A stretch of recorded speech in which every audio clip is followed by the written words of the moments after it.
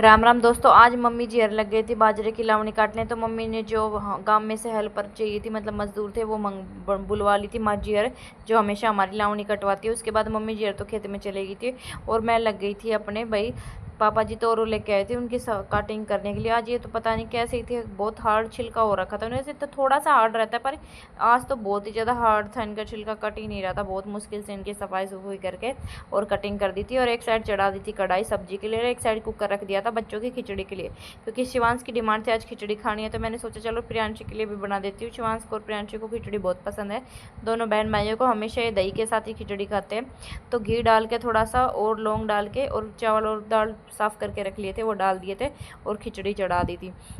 उसके बाद मैंने तोरी की सब्जी बनाई थी। और आज तो भाई प्रियांशी ने इतना परेशान किया है जिसकी कोई हद नहीं, क्योंकि डेली तो जब मैं काम करती रहती तो मम्मी जी या पापा जी इसको गोद में रखते थे, लेकिन आज जब मैं काम कर रही थी जिसको कहीं लेटा रही थी, बैठा रही थी, तो इतना रो रही थी। ये पूरा दिन आज इसने रोते हुए ही निकाल दिया। जैसे जैसे मैं काम करती रही, कभी इसको सुलाने की कोशिश की तो सोई नहीं। जब शाम को मम्मी जी आ गई थी, आज ये जब ही सोई थी, क्योंकि ये अकेले नहीं सोती और मेरे को करना था काम, कि मैं काम सोती तो इसके साथ काम कैसे होता।